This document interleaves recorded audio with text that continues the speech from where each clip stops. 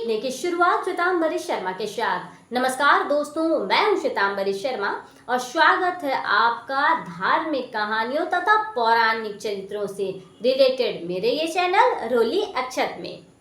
इस चैनल को शुरू करने का मेरा उद्देश्य न केवल आप सभी को धार्मिक जानकारी उपलब्ध कराना था, बल्कि हमारे सभ्यता तथा संस्कृति के महत्व को भी उजागर करना था। ये चैनल सभी उम्र के लोगों के लिए काफी बेनिफिशियरी हैं, क्योंकि इससे न केवल आपको धार्मिक जानकारी मिलेगी, बल्कि हमारे सभ्यता तथा संस्कृति के महत्व को भी समझने में काफी आसानी होगी। हालांकि मेरे द्वारा बनाया गया ये चैनल किंवदंती लोक कथाओं और पौराणिक कथाओं पर आधारित है। दोस्तों, कहा जाता है कि आश्विन मास के पितृपक्ष के एकादशी तिथि का बड़ा ही महत्व है।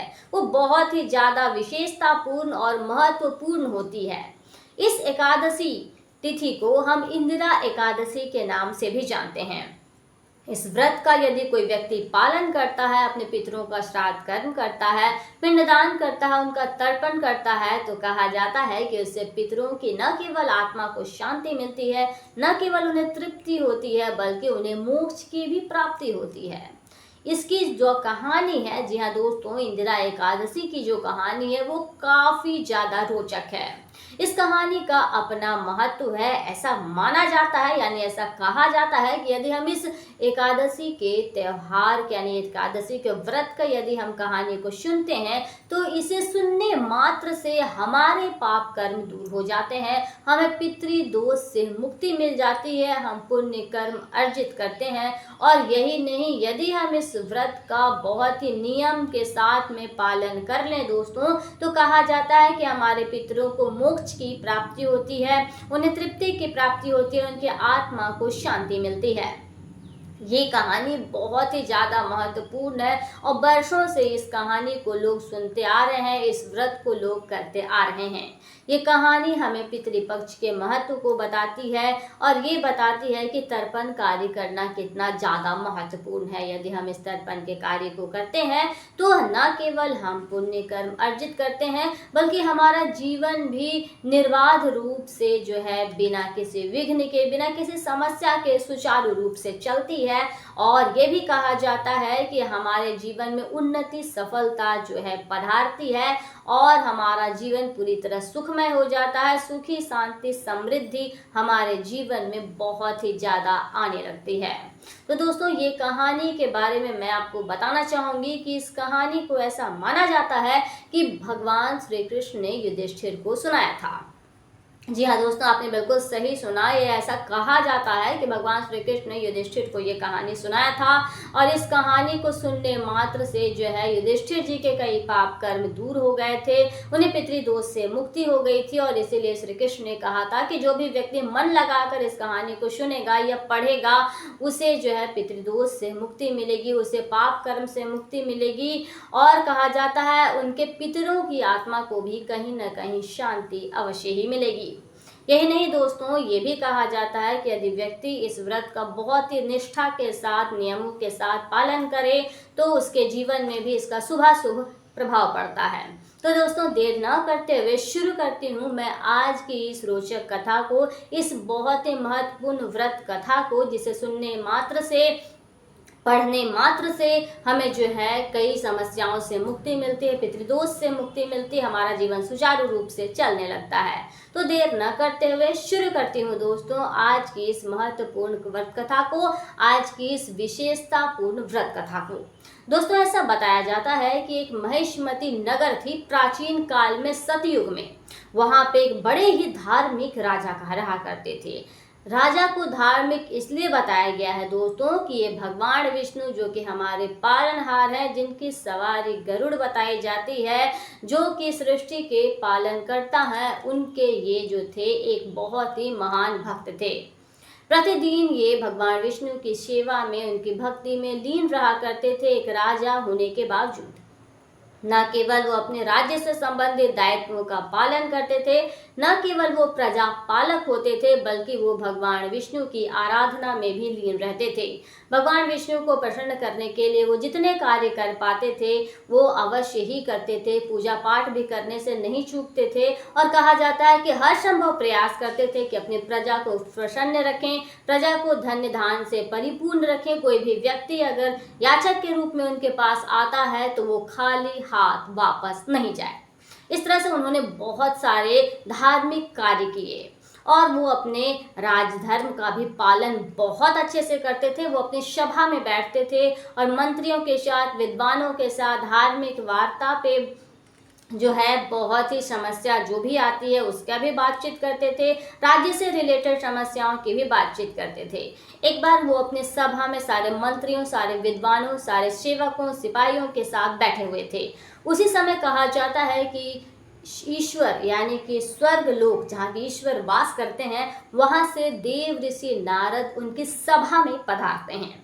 उनकी सभा में पधारने के पश्चात वो उनके सामने जैसे ही खड़े होते हैं, राजा हाथ जोड़कर अपने आसन, अपने सिंहासन से उठ खड़े होते हैं, उन्हें प्रणाम करते हैं, उनका अतिथि सत्कार करते हैं। जो भी एक मुनि का, एक विद्वान का अतिथि सत्कार किया जाए, उनको जैसे प्रसन्न किया जाए वो सारे कार्य करते हैं जिससे देव ऋषि नारद संतुष्ट हों। कहा जाता है उसके पश्चात उन्हें आसन ग्रहण करने को कहते हैं। तब देव ऋषि नारद जो है उस राजा से कहते हैं, हे राजन, आपने तो बहुत सारे धार्मिक कृत्य किए, प्रजा पालक भी हो आप और भगवान विष्णु के पालन जो कि हमारे सभी का करते हैं उनके आप एक परम भक्त भी हो। लेकिन आपसे एक चूक हो गई जिसके कारण आपके पितरों को इसकी सजा भुगतनी पड़ रही है, आपके पिता को इसकी सजा भुगतनी पड़ रही है। उन्होंने कहा, ऐसी क्या बात हो गई, मुझसे ऐसी कौन सी चूक हो गई है जिससे कि मेरे पिता को कष्ट हो रहा है। उन्होंने कहा कि मैं अब जो बात आपको बताने जा रहा हूँ उसे बड़े ही ध्यान से सुनिएगा। उन्होंने कहा कि मैं एक बार स्वर्गलोक से यमलोक गया, वहाँ मैंने जो देखा उसे देखकर आश्चर्यचकित रह गया। देखा कि आपके पिता यमलोक में भटक रहे हैं, उन्हें मोक्ष की प्राप्ति नहीं हो रही, उनके आत्मा को शांति नहीं मिल रही, उन्हें तृप्ति प्राप्त नहीं हो रही है। कारण ये है कि उनका एकादशी व्रत जो है भंग हो गया है।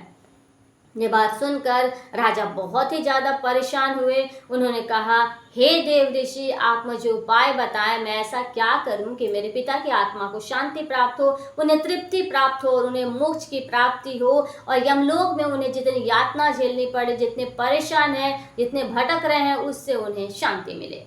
तब देव ऋषि नारद ने कहा कि मैं आपको एक व्रत कथा के बारे में बताऊंगा, व्रत के नियम को बताऊंगा।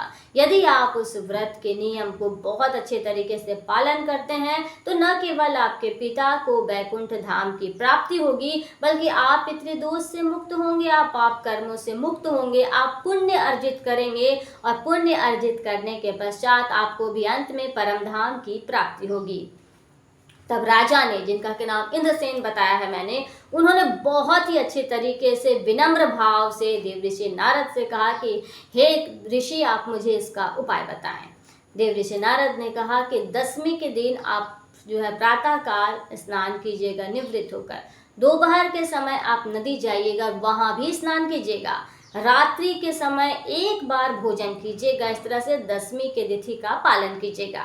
एकादशी तिथि के दिन जो है शालिग्राम की मूर्ति के सामने अपने पिता का श्राद्ध कीजिएगा, लेकिन इससे पहले आप ये कहिएगा कि मैं संकल्प लेता हूँ कि आज के दिन में अपने सारे भोगों का त्याग करूँगा और निराहार जो है एकादशी व्रत का पालन करूँगा। उसके बाद जो है कहा जाता है कि श्राद्ध करने के पश्चात शालिग्राम की मूर्ति के सामने ब्राह्मणों को भोजन कराइएगा, उन्हें यथासंभव दक्षिणा दीजिएगा। जो भोजन बच जाता है उसे आप सूंघ कर गौ माता को दे दीजिएगा। और उसके पश्चात इन्होंने कहा कि रात्रि के समय जो है जागरण आपको करना है। दूसरे दिन जो द्वादशी तिथि आती है उस दिन आप ईश्वर का यानी पूजा अर्चना कीजिएगा। लेकिन एक चीज़ इन्होंने बताया कि एकादशी के दिन आप जो है गौ माता को भोजन करवाने के पश्चात नैवेद्य गंध पुष्प के साथ में ऋषिकेश भगवान की पूजा करना मत भूलिएगा। दूसरे दिन द्वादशी की तिथि शुरू होगी। उस दिन आप ईश्वर की पूजा अर्चना कीजिएगा, ब्राह्मणों को भोजन कराइएगा और अपने भाई बंधु पत्नी बच्चों के साथ में बिल्कुल मौन रहकर भोजन ग्रहण कीजिएगा। इस तरह से जो है एकादशी व्रत का पालन कीजिएगा। यदि आप इस तरह से इस व्रत के नियमों का पालन करते हैं तो आपको इसके शुभाशुभ फल प्राप्त होंगे। आपके पिता की आत्मा को तुरंत मुक्त, शांति और तृप्ति प्राप्त होगी। राजा ने इस बात को मान लिया, स्वीकार कर लिया और कहा कि वो इस कार्य में जुट गए। अगले दिन यानी कि दशमी के दिन उन्होंने प्रातःकाल स्नान किया, दोपहर में नदी में जाके स्नान किया और रात्रि के समय जो है वो एक वक्त का भोजन किया। दूसरे दिन एकादशी तिथि शुरू हुई। उन्होंने संकल्प लिया कि आज के दिन में अपने समस्त भोगों का त्याग करता हूँ, निराहार रहकर एकादशी का व्रत का संकल्प लेता हूँ। उसके बाद कहा कि उन्होंने जो है शालिग्राम के मूर्ति के सामने, शालिग्राम जी के सामने जो है अपने पिता का श्राद्ध किया, ब्राह्मणों को भोजन कराया, यथासंभव दक्षिणा दिए, जो भोजन बचा उसे गौ माता को खिलाया और नैवेद्य गंध पुष्प के साथ में ऋषिकेश भगवान की पूजा की, रात्रि को जागरण किया और अगले दिन द्वादशी के दिन वापस से ईश्वर की पूजा की, ब्राह्मणों को भोजन कराया और अपने भाई बंधु और पत्नी के साथ बिल्कुल मौन रहकर भोजन ग्रहण किया। इस तरह से उन्होंने एकादशी व्रत का, जिन्हें कि हम इंदिरा एकादशी कहते हैं, उसका पालन किया। इसके पालन करने के पश्चात कहा जाता है तुरंत ही इनके पिता को मोक्ष की प्राप्ति हुई। वो गरुड़ पर बैठ के बैकुंठ धाम यानी स्वर्गलोक पधारे। उन्हें यमलोक की यातना से मुक्ति मिली, उन्हें शांति, उन्हें तृप्ति की प्राप्ति हुई। और कहा जाता है कि राजा ने भी बहुत सारे पुण्य कर्म अर्जित किए, पितृदोष से उन्हें मुक्ति मिली, कई पाप कर्मों से वो मुक्त हो गए। और कहा जाता है कि पूरा जीवन बहुत अच्छे से शासन किया, ईश्वर की भक्ति में लगाया, अपने प्रजा का ख्याल रखा और अंत में वो भी परम धाम बैकुंठ धाम पधार गए। तो दोस्तों, ये थी इंदिरा एकादशी व्रत की एक महत्वपूर्ण कथा। यदि आप सुनेंगे तो इसे सुनने मात्र से आपको पितृदोष से मुक्ति मिलेगी, पाप कर्म से मुक्ति मिलेगी, कई पुण्य कर्म अर्जित करेंगे, आपके पितरों को आत्मा की शांति मिलेगी और अंत में आप भी परम धाम पधारेंगे। तो दोस्तों, ये थी इंदिरा एकादशी व्रत कथा। मुझे उम्मीद है कि आपको ये कथा अवश्य ही पसंद आई होगी। यदि आपको ये कथा पसंद आई है तो कृपया अपने राय मुझे कमेंट बॉक्स में लिख भेजें। साथ ही आप मुझे सपोर्ट करना ना भूलें। मुझे सपोर्ट करने के लिए बस आपको मेरे इस चैनल को लाइक, शेयर और सब्सक्राइब करना होगा, ताकि मैं मोटिवेट हो सकूं और आपके लिए तरह तरह की रोचक वीडियोस बना सकूं, आपको धर्म तथा ज्ञान से रिलेटेड कई बातें बता सकूं, कई जानकारियां आप लोगों को उपलब्ध करवा सकूं। दोस्तों, आज के इस वीडियो में केवल इतना है। दीजिए इजाजत, फिर मिलते हैं अगले वीडियो में एक नई कहानी या फिर एक नए चरित्र की जीवनी के साथ। तब तक के लिए दीजिए इजाजत। धन्यवाद।